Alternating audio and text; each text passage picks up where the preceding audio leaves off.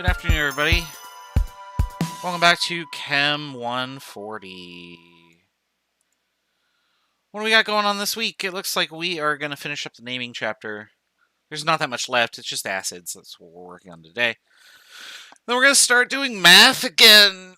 Ugh. I'm yawning and stretching because math, I guess. I don't know. Yeah, we're going to do math for the rest of the quarter. So, agenda items that are on the screen there. Quiz number 5 due tomorrow. That's the soft deadline. The hard deadline will be Thursday. We're going to go over lab worksheet number 4 tomorrow, which I want to say is molar ratios.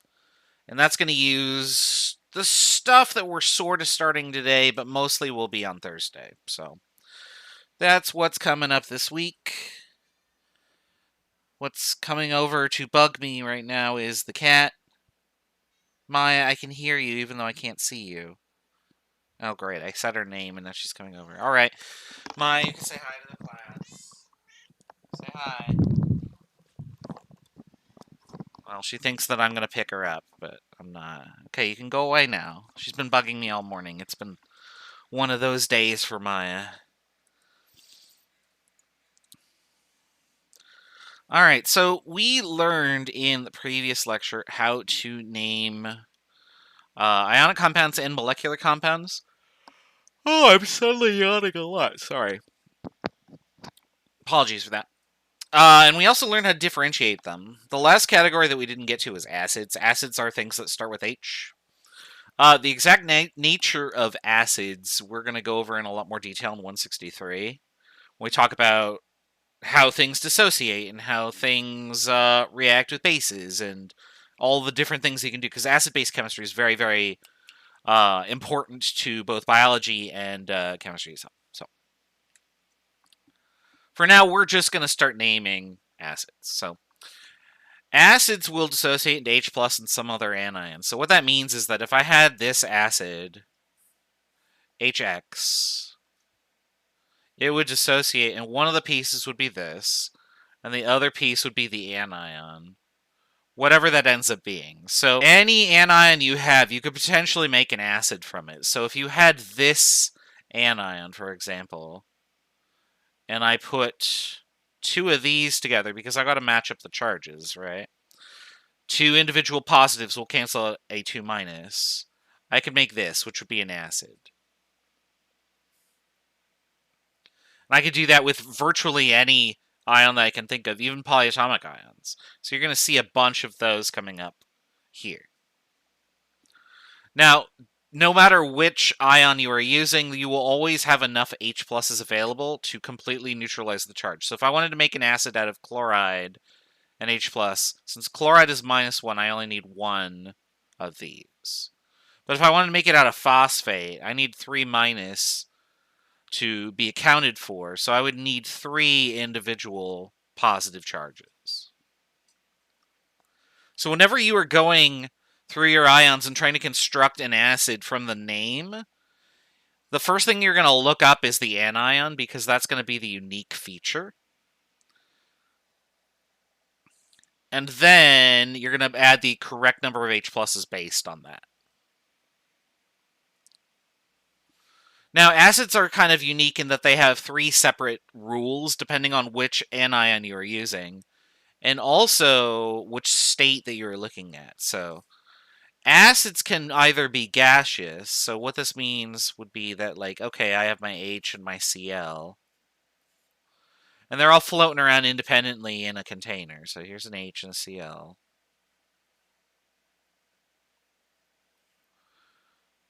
And so, like, if this is my container, this would be in the gas phase, and they're all bouncing around. However,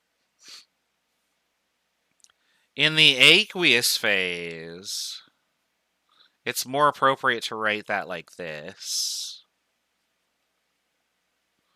Because what's happening is that in my container, I've got water. And in that container is my stuff that is dissociated. So the phases are very different, and we're going to name the substances different in some cases based on phase. All right. So the first rule that we're going to talk about is for binary acids. A binary acid is H and something else. That something else can only be one element. So I can't have like H and then SO4. That'd be too many elements. So binary meaning two different elements. So one of them will be H, and the other will be some nonmetal anion. And so those are all examples. So fluoride, chloride, bromide, iodide, sulfide, oxide, etc.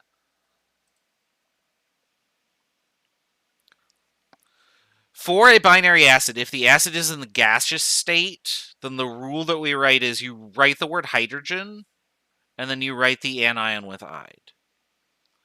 So HF would be hydrogen fluoride. Chlorine and hydrogen would be hydrogen chloride. Remember, that's only if they're in the gaseous state, though. It's not common to see acids in the gaseous state because how often do you work with gaseous acid? That's not super practical. So instead, what we work with most of the time is aqueous. And the aqueous acid name is the following. First, you write the word hydro. Then you take the stem of the ion, and we wrote all the stems down in the previous lectures. So that'd be like fluor, chlor, brom, etc. And then you write ic acid.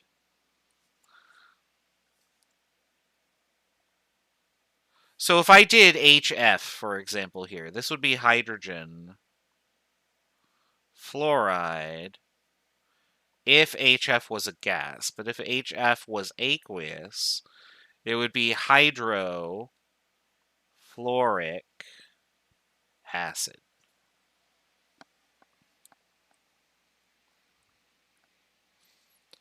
So the state will matter.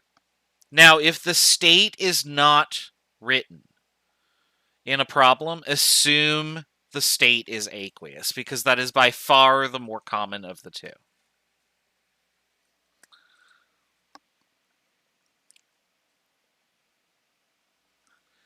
Now, there is one other ion that actually also follows this pattern, and that is HCN. And so if you have hydrogen cyanide in the gaseous phase, so this would be hydrogen cyanide. Oops, forgot the E on there. Or if you had it in the aqueous phase, that'd be hydrocyanic acid. Now, why does HCN follow this pattern? It's because the real rule, and your textbook doesn't really cover this super well. The actual rule that's followed is, does the ion end in "ide"? And if it does, it follows this pattern. All right, so that's the first rule, which is actually two separate rules.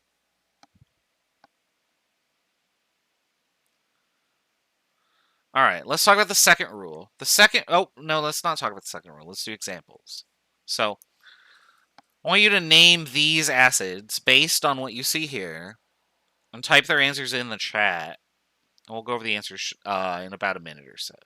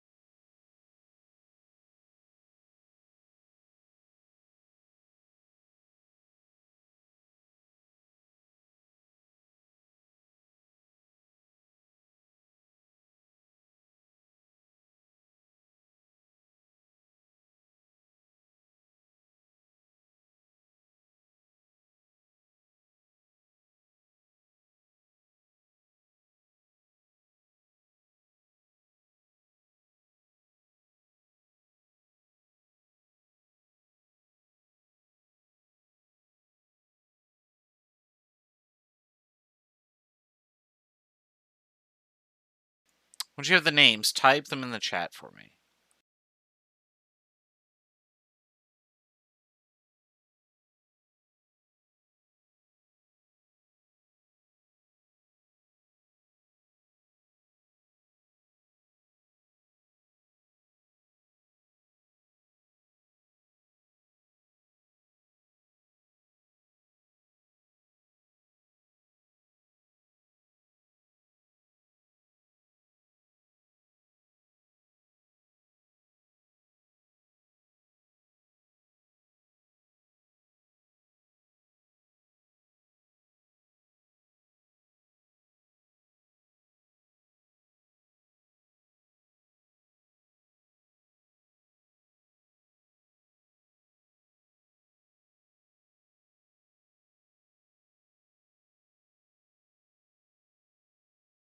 Alright, just another few seconds to finish up. We'll go over the answers shortly.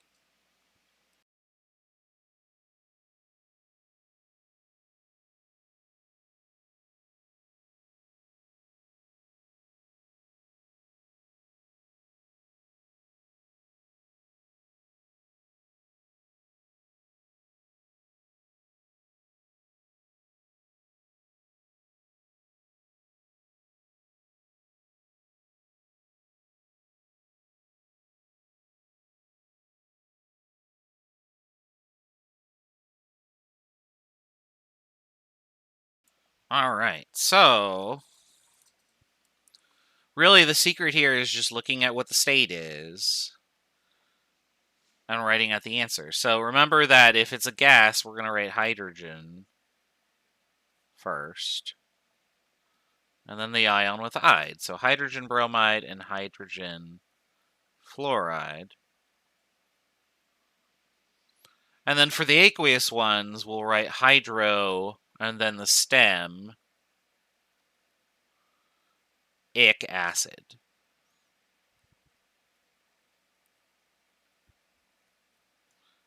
All right, there you go.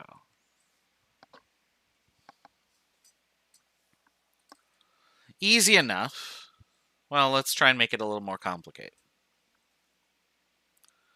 All right, oxyacids always contain oxygen in the anion, and that anion is going to be polyatomic. So there are two separate sets of rules for oxyacids, and they depend on the name of the polyatomic ion, which you're going to have to either look up or recall from memory. Hopefully memory, because that'll save you time. Your ions on your polyatomics list will either end in 8 or 8, and depending on which one they end in, you're going to apply the appropriate rule. If your ion ends in 8, here's the rule. You get rid of 8 off of the ion's name and write ic acid. If it ends in 8, you name the polyatomic ion with 8 removed, and then write us acid in its place. And then finally, if you're using two specific cases, you make a modification. And I'll show those in just a second. So let's do some examples with this. So what is the name of this? So first of all, you got to know what this is called. So I'm just going to say right now that this is acetate. Acetate ends in 8. So what we're going to do is we're going to get rid of the 8 part.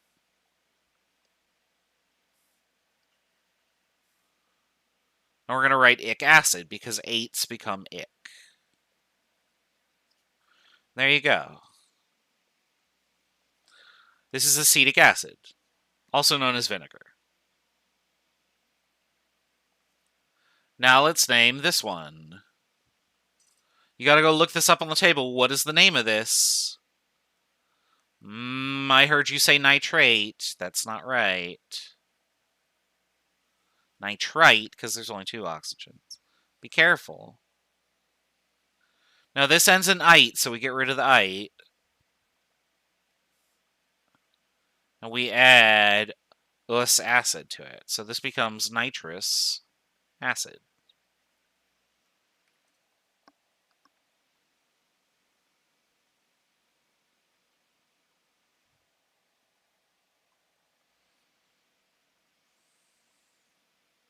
Now, if you have a sulfur or phosphorus containing ion, for example, if you have, we'll do it this way. Sulfate, for example. Normally you'd get rid of the 8 and just write ic acid or us acid. But instead what ends up happening is that when you get rid of this, you append extra letters so that it doesn't sound dumb.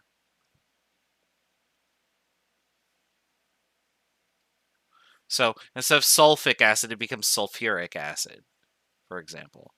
And for phosp, you add this extra or in there as well.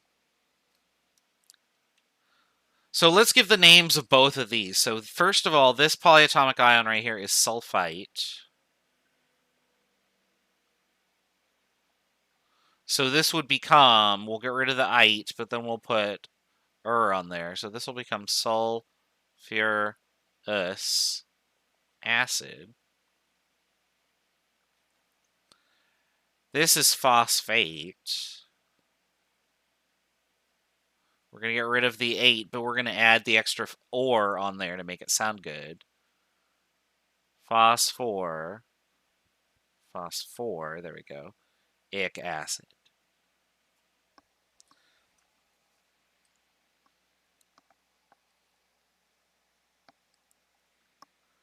All right, so those are the names for these acids, and those are applications of all of the naming rules for acids. So it's straightforward, but there are a lot of subtle nuances that you can get mixed up in, and it all comes down to knowing the polyatomic ions. So if you don't have that sheet memorized, you're going to have to refer to it over and over and over again.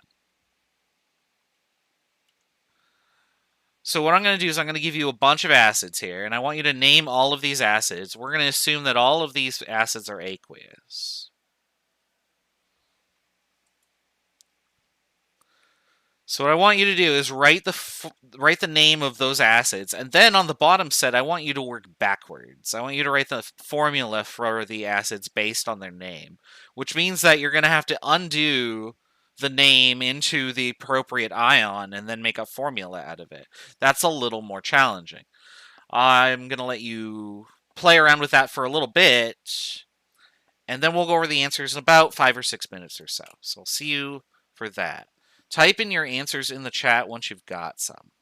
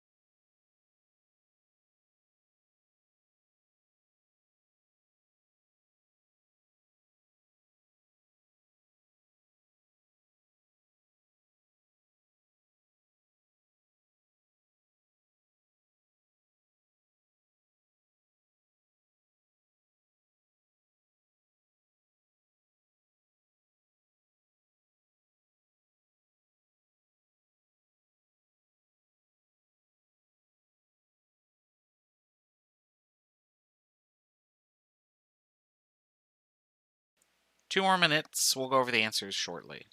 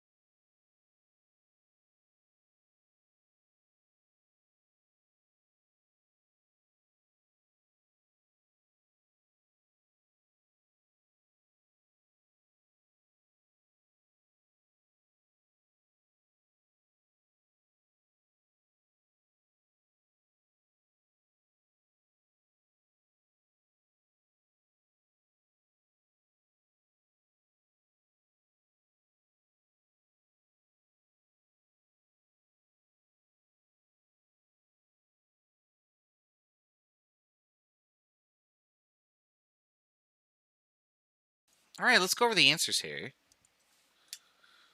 Sorry, I had to use the restroom there, too. All right, so first we got to look at what these polyatomic ions are. So ClO4 minus is perchlorate. Well, we're going to get rid of the 8 and write ic acid, and that's the answer, perchloric acid.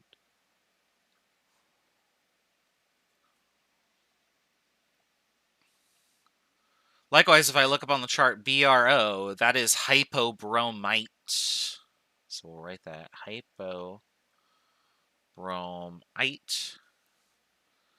Then we're going to get rid of the ite and replace it with us acid.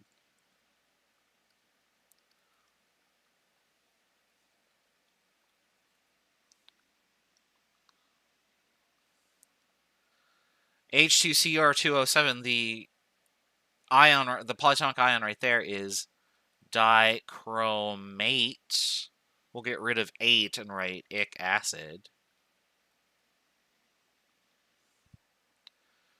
HCN is cyanide. That was one of the special exceptions for the binary acids rule, so we'll write hydrocyanic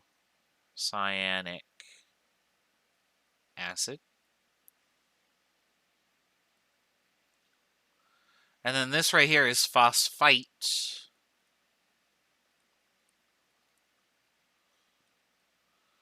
We're going to get rid of the ite. But remember, whenever you have phosphorus or sulfur, you have to change the ending just a little bit so it sounds better. And that's going to be phosphorus acid.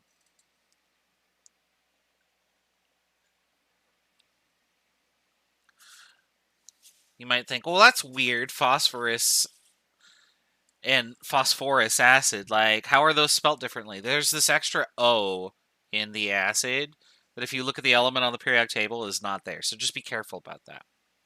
Phosphorus, the element, ends in RUS, not ROUS.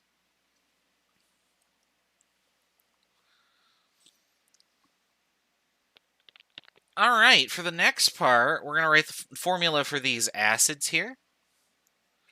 Sulfuric acid. So first I'm going to start by writing out what the ion is after I've canceled out this part. And then this extra which comes along. So this would be 8, which is that.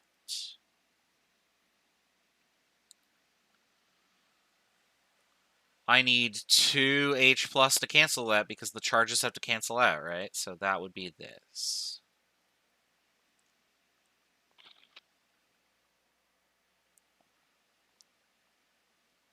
Next one we got ic acid becomes 8 nitrate. So we'll write down what nitrate is. I need 1H plus to cancel that. HNO3.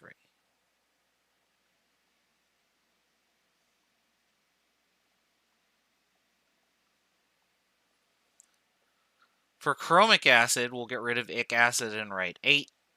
So we need to look for chromate. Chromate is this. I need 2H plus to cancel that.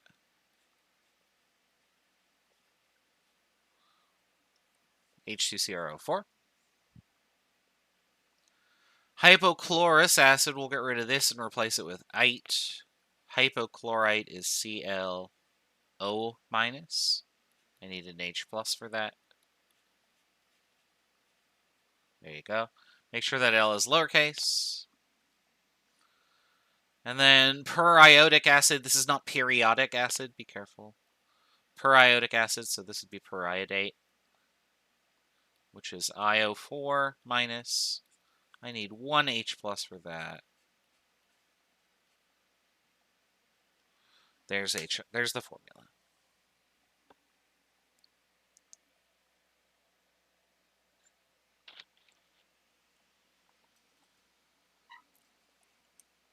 And that's it. That's it for naming.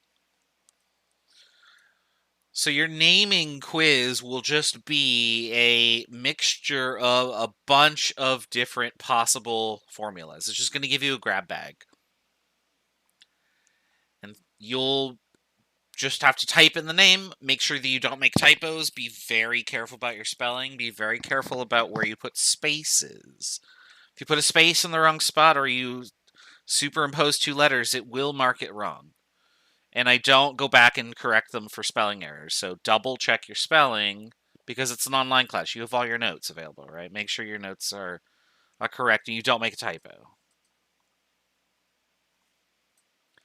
All right, any questions, let me know. That's the end of the unit, which means there's a happy Orca waiting right here. Hooray! I don't know why I cut off there. It's okay. All right, give me just a second so I can get Unit 12 up. So, screen will go blank while I do that.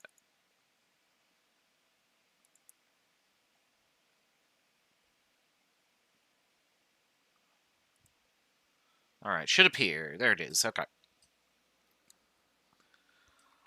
Unit 12 is the return of math. If you missed your calculator, don't worry, it's back. If you didn't miss your calculator, I have bad news for you.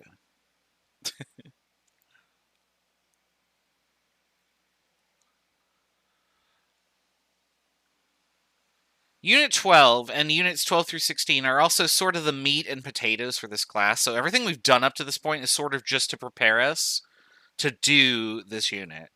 This is sort of the linchpin. If you can make it here in Chem 140, you can make it anywhere. So your goal will be to understand the calculations that we're doing here and to do the dimensional analysis to convert from one unit to another. This chapter is the whole reason we had all those stupid problems with Monty and his treasure chest of coins, or orcs riding down highways on motorcycles, or whatever it was that I threw at you, where you had to convert random bullshit unit A into random bullshit unit B. The reason that we made you do all of those dimensional analysis problems is because now we're going to give you units that are going to sound like bullshit because they're new to you, but they're actually really meaningful because they're going to relate all the concepts that we've talked about in this course all together. And so that's going to be the mole. The mole has its own entire section, and it's actually a very, very important unit to chemistry. So, as weird as it's going to seem at the start, you're going to become proficient with it. Just because dimensional analysis doesn't care what the units are. They just cancel, right? As long as you understand what the relationship is between them. Alright, so let's go back in time a little bit. Way back in Unit 7... Oops, hold on, sorry. I bopped my mic and had to readjust it there. Way back in Unit 7, we discussed the atomic mass of an element on the periodic table. And so that was the number given at the bottom. That was the number that has a decimal. It's not the mass number, but it's the atomic mass. It's how much the average weighs in AMU. So, for instance, if I had copper, for instance, here, copper would be 63.546 AMU, because that's the number that's written on the bottom. If you don't have p-table bookmarked, I will, let's see here, http www.ptable.com. There you go. I hope that that's right, and that I didn't just lead you to some weird Rams website. Nope, that is perfectly fine.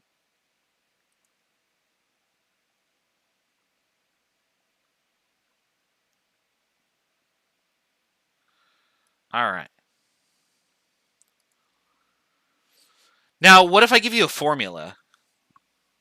So instead of giving you Cu, I said CuSO4 or something like that.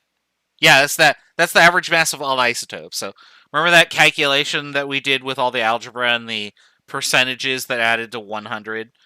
That was how you got that number on the periodic table. We don't need to do that anymore. We've already done it.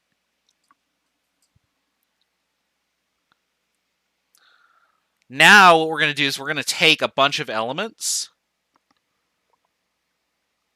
and we're going to add them together to get the mass of an entire formula. So if I wanted the formula of, say, whatever this is, SNF2, tin 2 fluoride. Each tin is, oops, thought I had the pen selected. Each tin is 118.71 AMU. And each fluorine is, there's two of them, 19 AMU. So if I do that math and then I multiply everything together, so 19 times 2 would be 38. And then 118.71. And then we add these together. And then I worry about Sig Figs. Oh no, Sig Figs. Yep, you still have to worry about them. Well, it's addition, so everything goes to the hundreds place. That's the answer I get.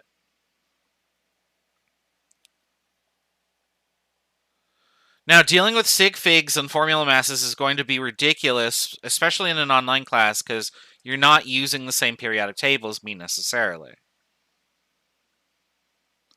So if you use a different periodic table, your fluorine might go to 5 digits or 7 digits or whatever, and mine maybe only goes to 4.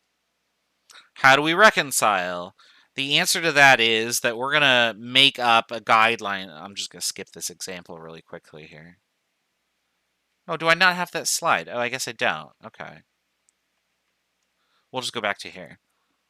We're going to make up a stipulation. I'll just put it right here. Whenever you do formula mass for a compound. Actually, let's just go over here to make sure that we get this.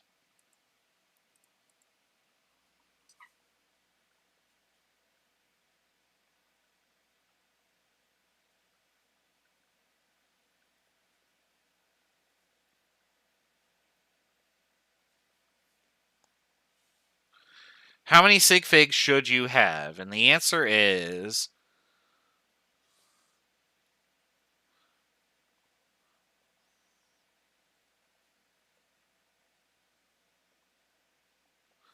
I want you to use 2 decimal places.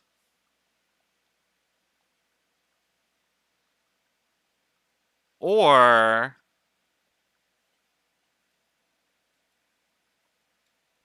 use 4 sig figs. But this is the priority statement. Okay? Don't throw away sig figs if you have more than are available. So if you have this number as your molar mass,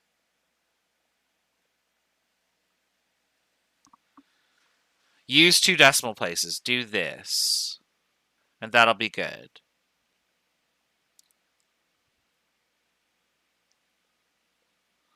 But if using 2 decimal places gives you something like this,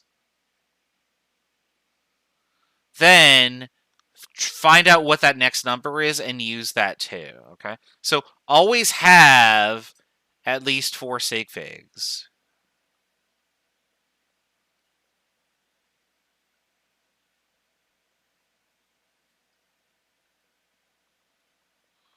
For formula mass.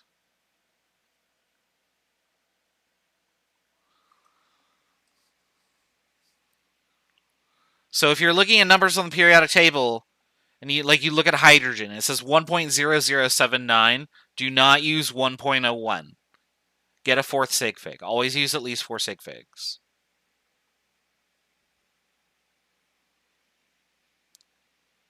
But if you already have 4, you can just stop at 2 decimal places. You do not need to use all the digits that are shown every time because they won't affect your calculation past like 5 or 6 or 7 decimal points.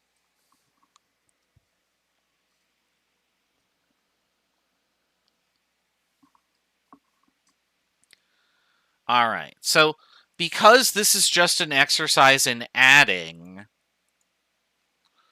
I'm going to skip this example because you can do the addition yourself, and we'll just go straight to this. So what I want you to do is tell me the formula mass of these molecules in AMU. Okay? So do the addition and get the right number of sig figs using your calculator. And then once you've done that, I'm going to show you how you something you can do so that you never have to do it again. Because this is trivial and is wasting time, right? That's why I have to make you do it one time, and then we'll never do it again. So do it now, and then we'll get the shortcut in a second.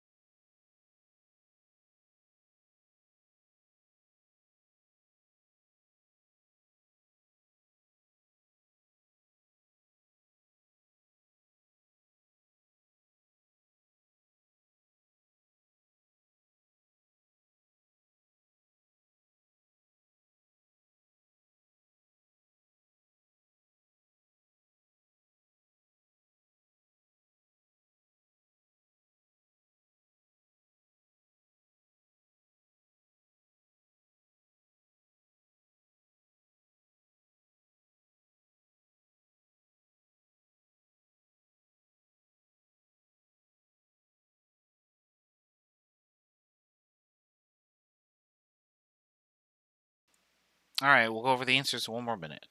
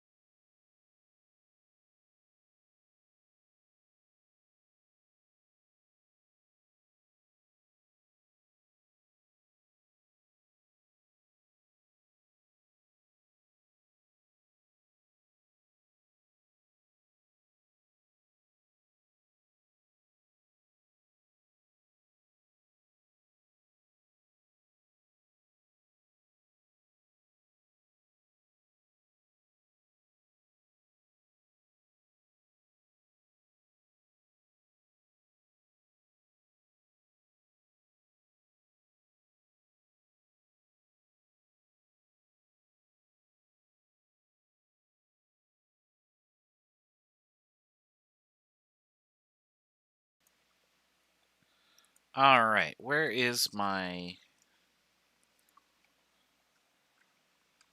All right, here we go.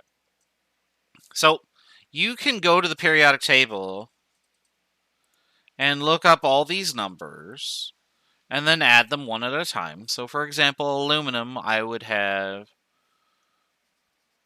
26.982. And again, we only need this digit, but I'm just going to do all that rounding at the end. And then for chlorine, I have 3 times Cl. So that would be 35.453 times 3. So I'm going to punch that in my calculator. 10636. And then we just add them together, right?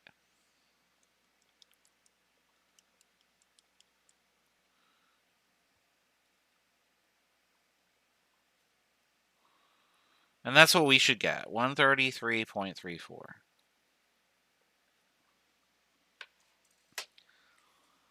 That sure took a little bit of time to consider and do sig figs and stuff like that for something so trivial. We're going to be doing this a lot, so there's got to be a better way. And there totally is. And it's called Lentech. This is where I like have the cheesy background music.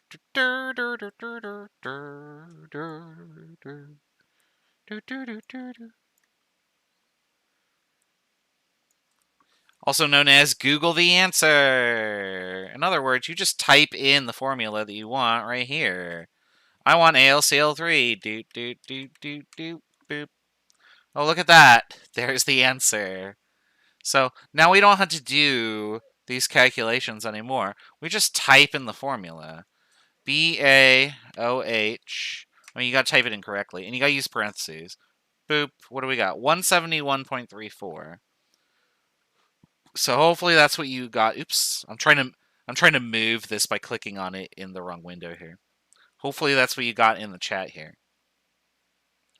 Now it looks like you did. So now we got NH4 3PO4. So we'll go NH4 3PO4. Boop. That one actually scrolled off the screen, so I got to do that.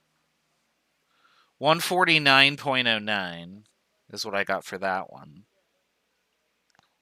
Make sure you're multiplying the NH4 part by 3 and not just the H's. And then finally, P4010, 283.89 is what I got. All right, so now that you know how to do it, and it looks like everybody had numbers that were pretty close. It's just that there were sig figs issues coming up in there. But remember, just chop it off to 2 decimal places or add digits until you have 4 sig figs. Either of those will work. Okay. The website for that is... Oh, I was going to put that in there. I didn't actually copy it. So here's the website for Lentech. You could bookmark that too. You could also just type in formula mass calculator or molecular mass calculator or whatever.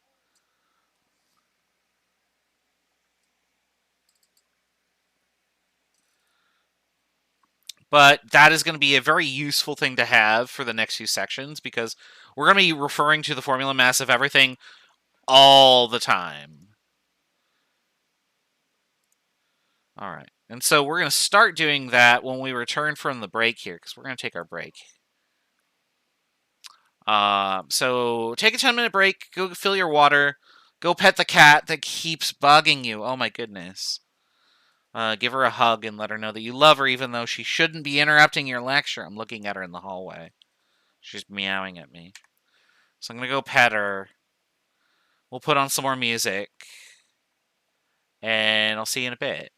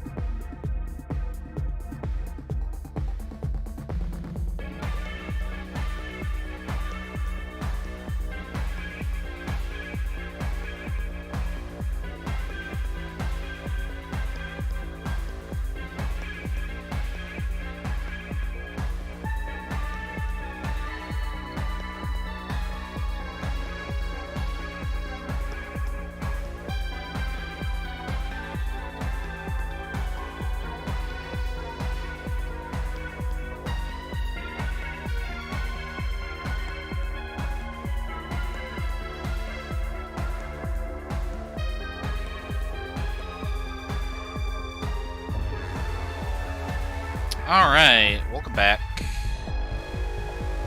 Let's do some calculations with these numbers that we have here. Oops, I gotta click over here. Oh, we don't need that anymore. I'm gonna leave that there just in the background. We're gonna come back to it. Alright, so if I know the formula of something, and I know what its mass is, I can then do percent composition, which is just going to be, oh, okay, here's the mass of the total AMU for the molecule, here's the mass of some part of it. I can figure out what the percent composition is of any compound that I'd like. And Lentech actually does that already for you, which will show on... Oops, what did I just do? For some reason it disappeared and I can't get it back now. Hold on. Oh, because I was clicked on a different window for the music. That's why I couldn't find it. There we go. Boop, there we go.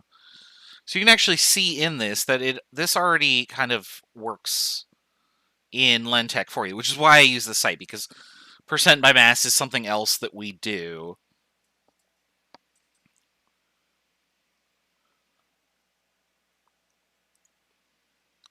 Oh, right, I got it. Oh, darn it. Sorry. There we go. But we're going to show how to calculate it anyway. So here's the formula for calculating the percent mass of any element, such as element X, we'll use for example, in a compound. So you're going to take the mass of element X in AMU. So this will be the number off the periodic table. But don't forget to multiply by any number of atoms that you have, because you want the entire mass of X. So for example, if my formula was like XCl, I would do X divided by the mass of XCl. But if my formula was like X2Cl, 4, I don't know, something like that, then I have to multiply whatever my mass is of X by 2, and then divide by the mass of everything. So this top term, in other words, I want the entire mass of element X. So all of the atoms should be multiplied in there if they are all element X.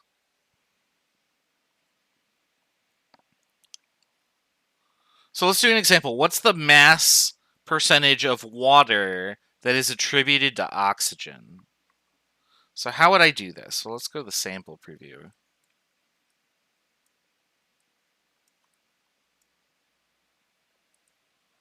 And we'll get rid of all this stuff, and we'll zoom in a little bit.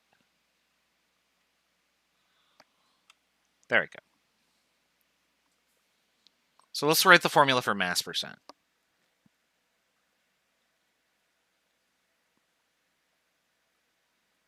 We want to look at oxygen, so I'm going to put oxygen up here.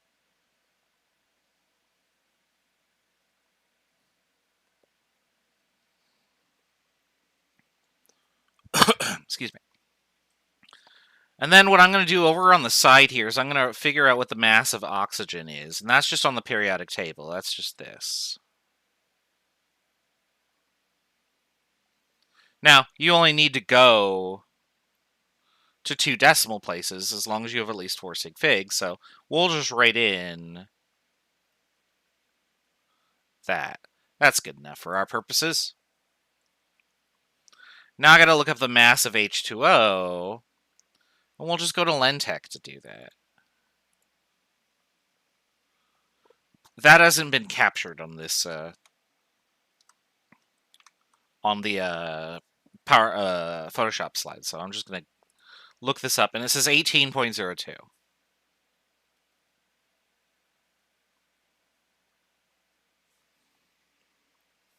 Okay. Now that I have that information, I can just plug that in up here. So this is the mass of oxygen. This is the total mass.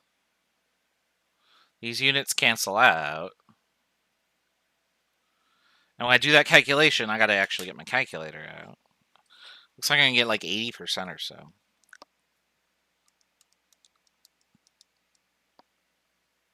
Yeah, I got 88.79%.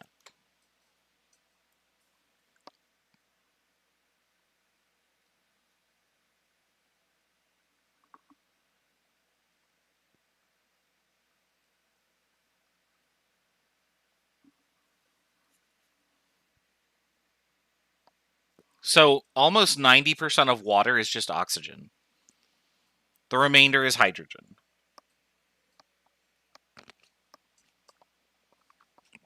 And that's not water I'm eating, that's just the grapes that I put in the water. Frozen grapes make for really good ice cubes because you get to eat the ice cubes after. That advice lives in my head rent-free, and now I give it to you.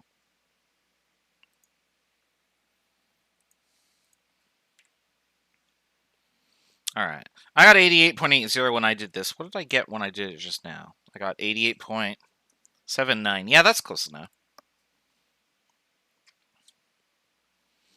All right, let's do this again with aspirin. So I showed you how to do this with oxygen. What I want you to do is pick one of the elements of aspirin, carbon, hydrogen, or oxygen, and then you're going to type in your answer in the chat. And hopefully we'll have 3 people who have done different elements. You could discuss that if you want to.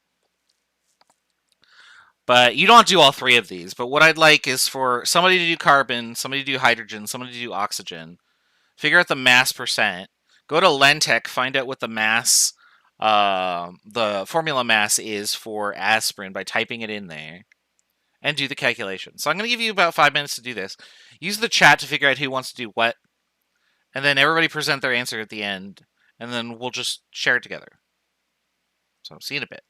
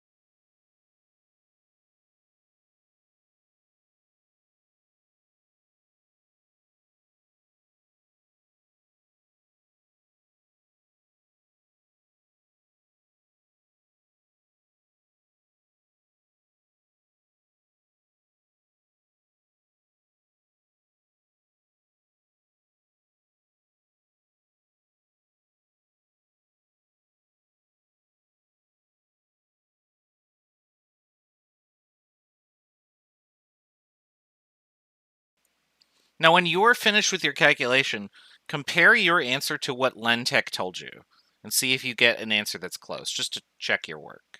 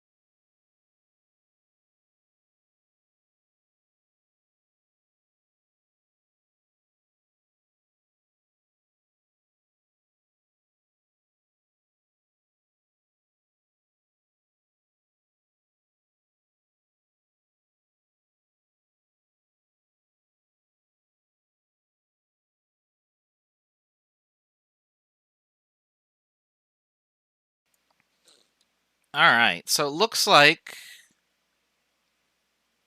we have some answers in there.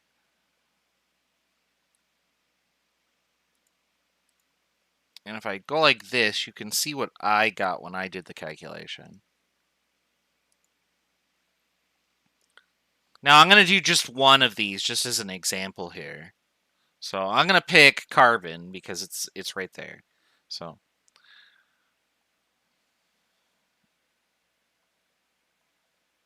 the mass of carbon divided by the mass total times 100%. So that would be equal to 9 times whatever the mass of carbon is. Well, according to the periodic table, it's that. Divided by... I gotta look it up on Lentech. I don't know why I'm trying to add it in my head. So what do I got? C9H8O4? Yeah. 180.16.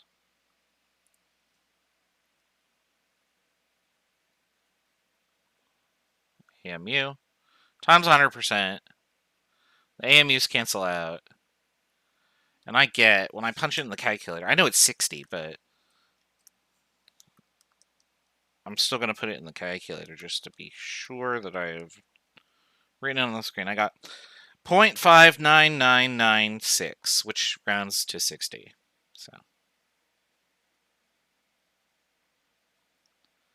there you go. So that's for carbon. You can do the same thing for the other two.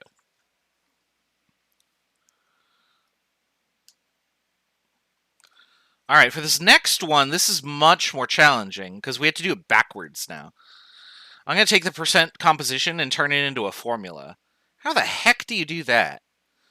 This one I'm not going to turn you just loose on to do on your own, but I am going to have you try it once I show you how to do the one of them. So here's my formula for ibuprofen. Oops, I got to delete this first, though. So ibuprofen is... I'm going to do it this way. So it's got carbon and hydrogen in it. And it's got oxygen in it. And you'll notice that I wrote those in different colors. Like I put X, Y, and Z in purple.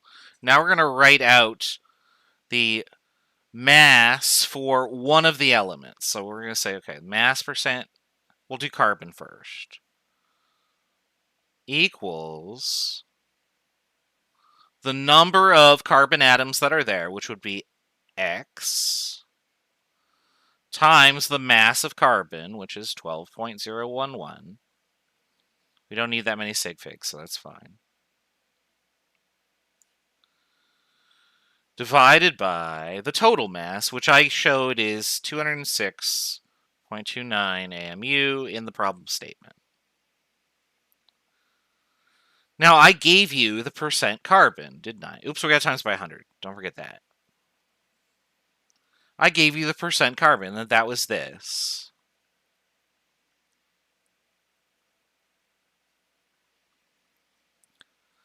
Can I solve for X, which is the number in the formula? Sure, I can. I'm going to divide this over here. So I get 75.69 divided by 100. And those percentages will go away. And that's going to equal 12.01. These units cancel out too. Divided by 206.29 times X, right? I could just move that into the front. And then I'll just move all these over like this.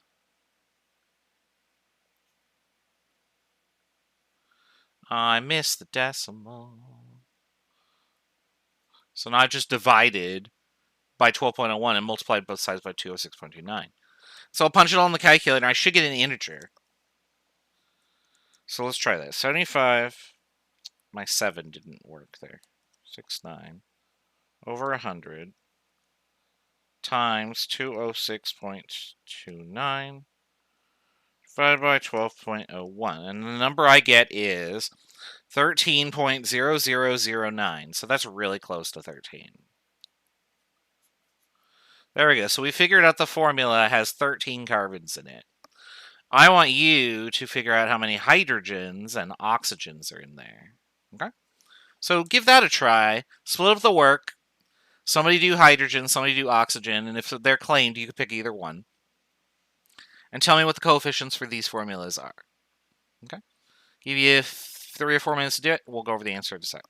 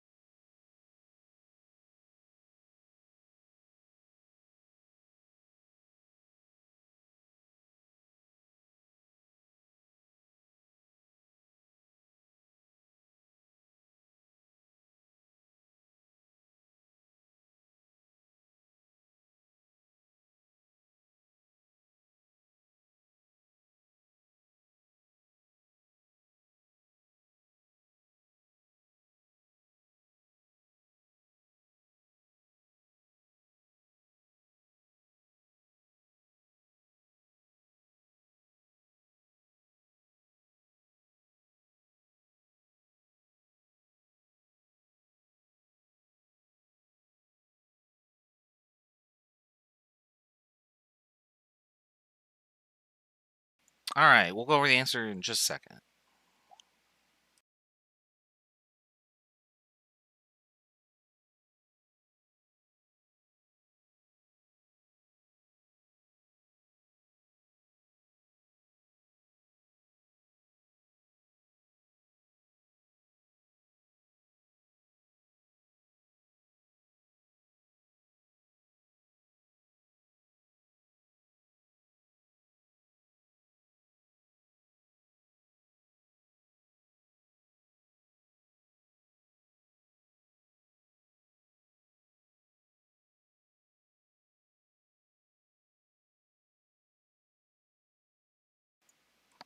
All right, so what we're going to do here is we're going to do the formula again.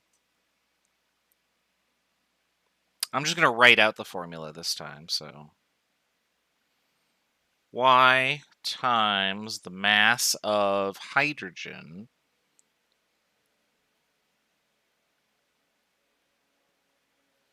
divided by the total mass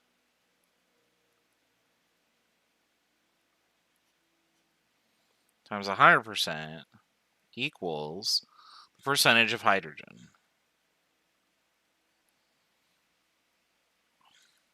And when I do this calculation, I get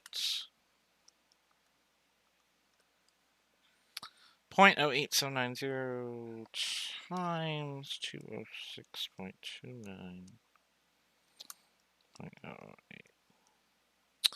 At 17.9889. That's super close to 18, so we'll go up there and fill that in. Boop. I have the wrong color, but that's okay. And then we'll do the same thing with oxygen here. So Z times 16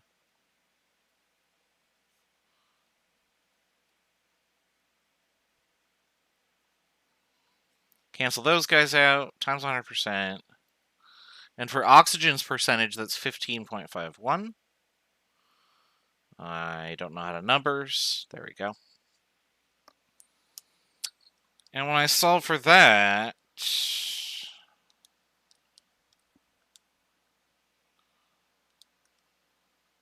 I get 1.9997. So should be 2 oxygen in the formula. So this must be the formula for my ibuprofen. And let's see how we did. I didn't turn it back here. There we go. Hooray! So you can see that this formula that we're using for mass percent is a lot more versatile than you probably expected. However, what you're going to be solving for in each case may change depending on what I'm asking you. So, why 8.790%? Oh, because that's what the problem is asking right here.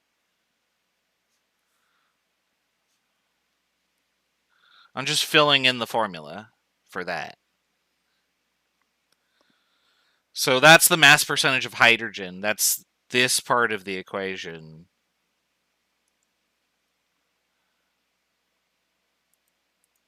For example, for the mass percent of carbon, this is this number right here. Hopefully that clears that up.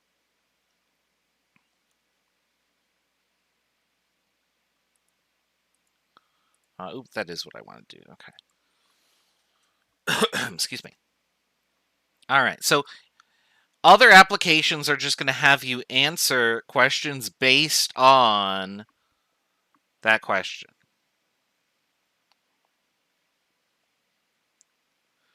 All right.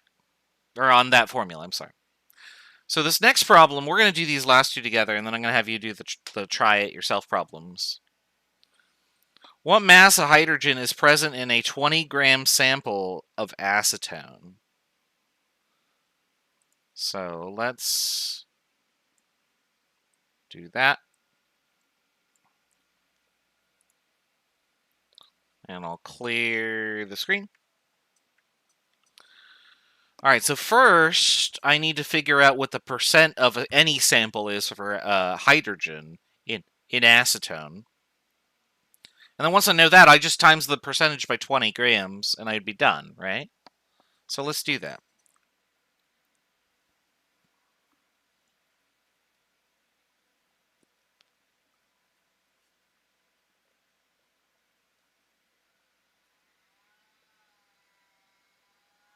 Okay. So, for my mass of hydrogen, how many hydrogen are in acetone? Well, it's CH3 parentheses 2 CO. So that means that there are 6 hydrogen in there, and each hydrogen weighs 1.008 AMU. And then you can go to Lentech and type in the formula for acetone. And then you can accidentally type an asterisk instead of parentheses and not realize it. CH3 parentheses 2 CO. And I got 58.08 was what I got for my mass total. So that would be this.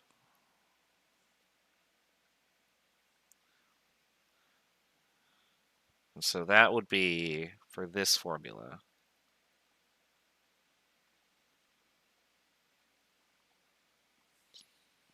Times 100%. And then we'll throw it in the calculator and see what comes out.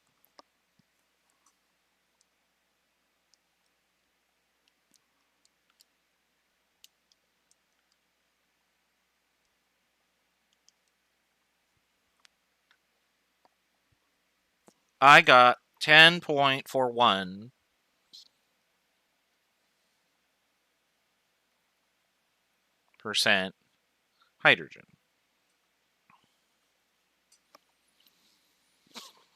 Okay. Now that I know that, I can apply that information to this problem. So I could multiply it by 20 grams of acetone, and then we're done, right? Now, remember that all percentages can be expressed like this. For mass, anyway. Right? And the percentage would just be whatever this number is divided by 100. 100 exactly. So now what I can do is I can say, okay, well, if my total becomes acetone, which is this,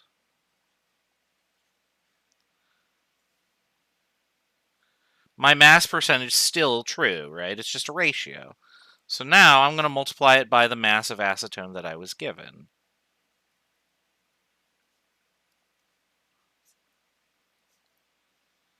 And those will cancel out, leaving only this unit. So now I know what mass of hydrogen will be in the sample of acetone, which is just the percentage we got times the mass. Or in other words, 2.083 grams of hydrogen.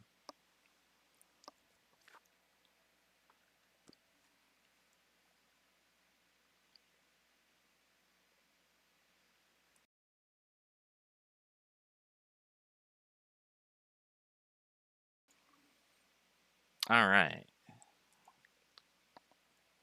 I think I have one more of these to do with you.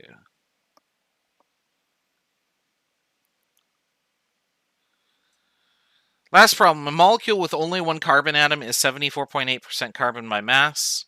What is the formula mass of the entire molecule? So this is another example of, how do I manipulate the formula? So let's try that.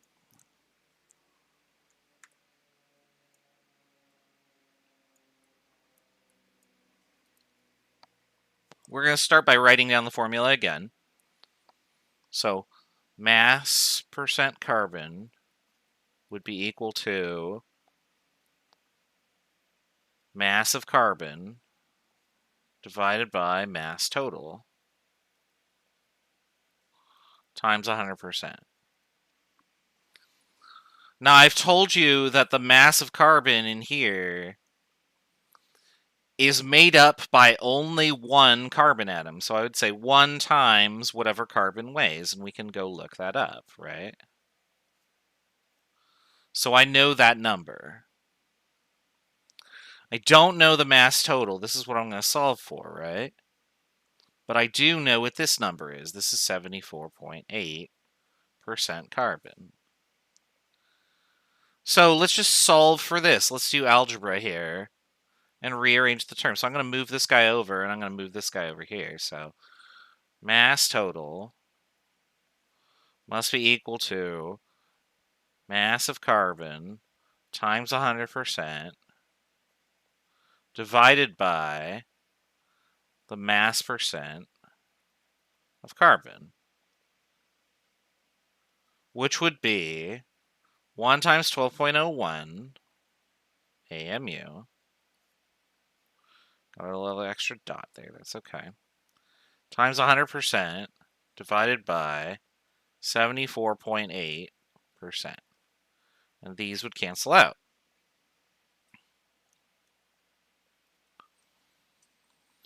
And so now I just punch it in there. 12.01 times 100 over 74.8.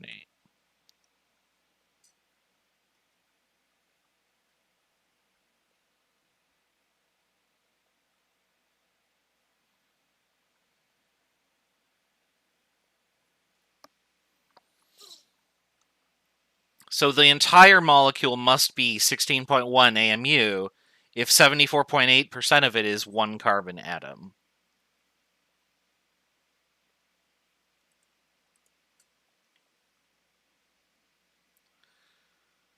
Now, interestingly, you could probably predict what the molecule is. If I said, oh, the remainder is hydrogen, what's its formula? You would eventually be able to figure out that the formula was CH4 by using a method that was used in problem number 2.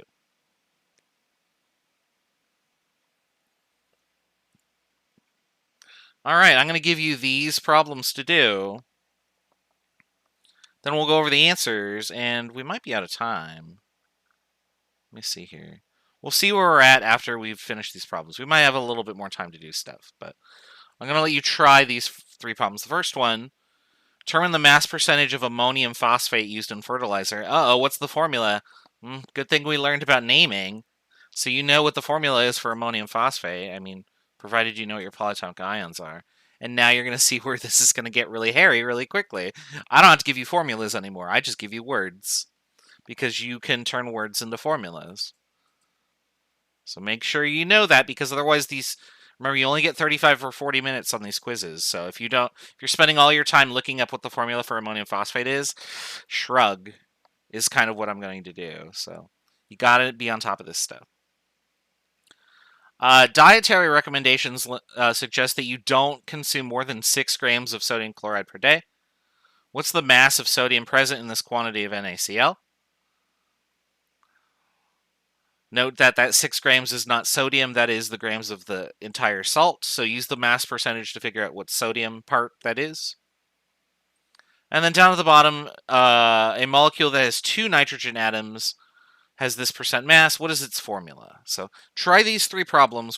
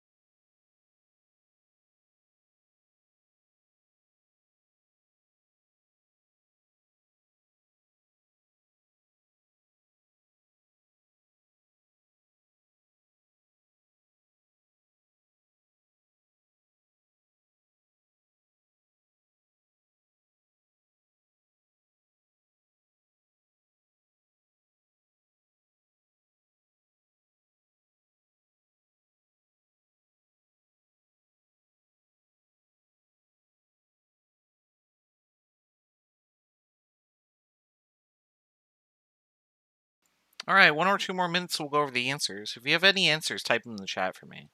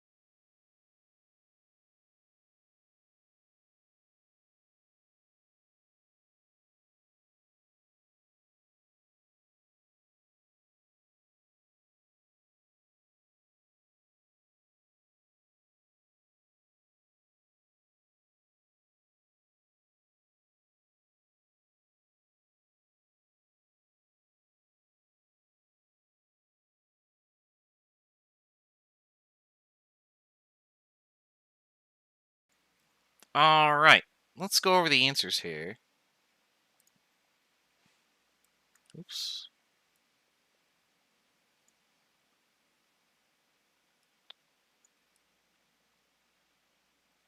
There we go.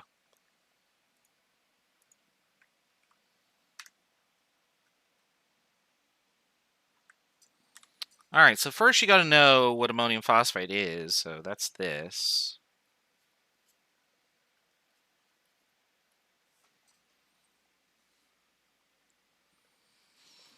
And so we want to find the mass percentage of all the elements that are in there. I'm going to do one of them, and you can do the rest of them and check your answers on Lentex. So I'm going to do nitrogen. So the mass percent nitrogen would be the mass of nitrogen divided by mass total times 100%. And that's going to be, well, because there are 3 of these clusters, there will be 3 nitrogens.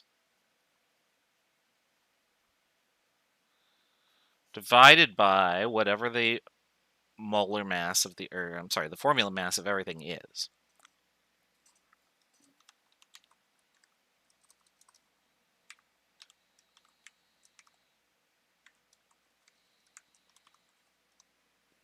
I got 149.09 for that, according to Lentech.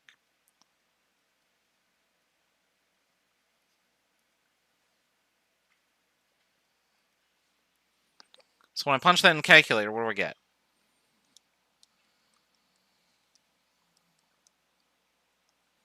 I get 28.19%.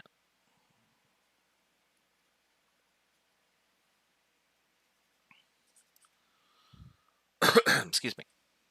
So you can do a similar process for the other few elements. So you could do that for H and then P and then for O. And then later you can check on Lentech what your answer should be. So like for H, I got it says 8.11, phosphorus is 20.78, and then oxygen is 42.93.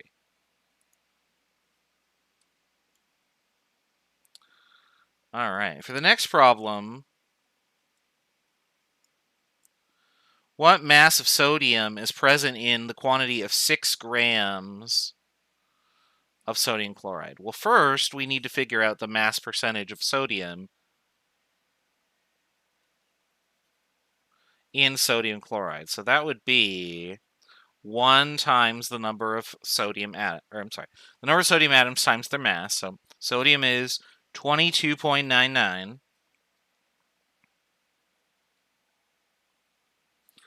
And then the whole thing weighs, according to Lentech, 58.44.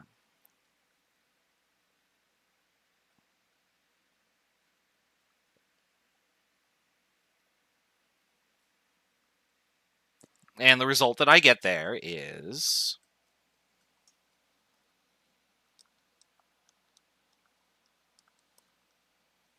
39.34% sodium.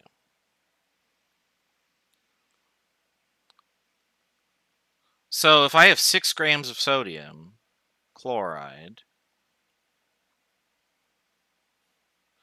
this percentage is like me writing that for every 100 grams of sodium chloride there are, I have 39.34 grams of sodium.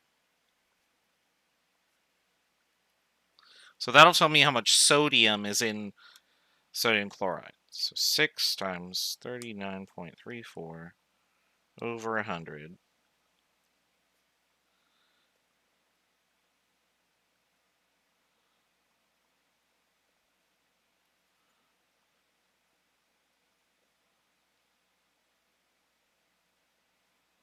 I'm putting this in parentheses because you've probably heard the quoted number of 2,300 milligrams of sodium is how much you should take per day, and that's it. And that's where it comes from. It comes from this calculation.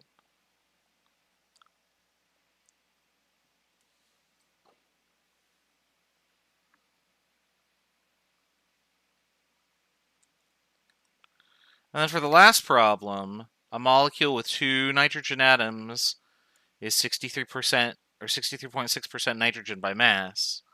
So if I write out the formula, the mass percent of nitrogen equals mass nitrogen over mass total times 100%. I'm solving for this, so I'm going to swap here.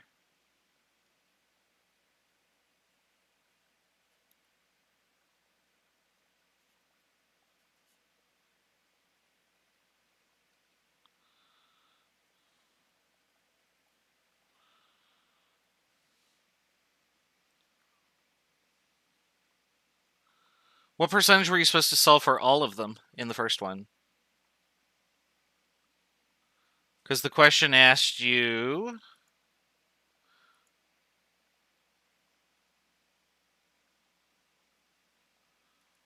determine the mass percentage composition of ammonium phosphate commonly used in fertilizer. So all the elements.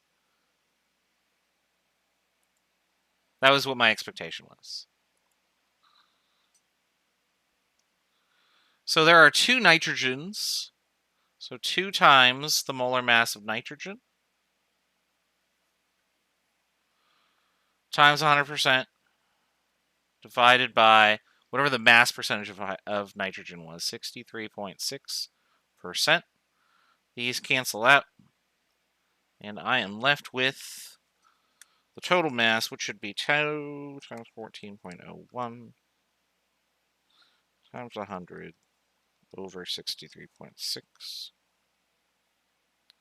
And I got 44.1 AMU.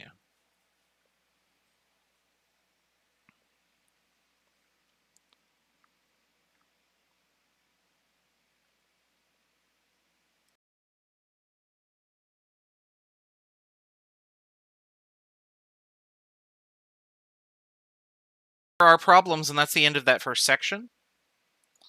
The last slide in that section is just, it was the slide I was looking for that said just use 2 decimal places and have 4 Sig Figs. All right, but I'll go back to this slide here. If you have any questions about these, let me know in the Discord. Send me an email. More than happy to go over them again. But that's it for the mass percentage chapter. So what we're going to do tomorrow, in tomorrow's lecture, actually, let me check the schedule real quick. So tomorrow's a lab lecture. We're going to go over a lot of this stuff again and talk a little bit about the mole. But the mole is primarily just going to be what we cover on Thursday.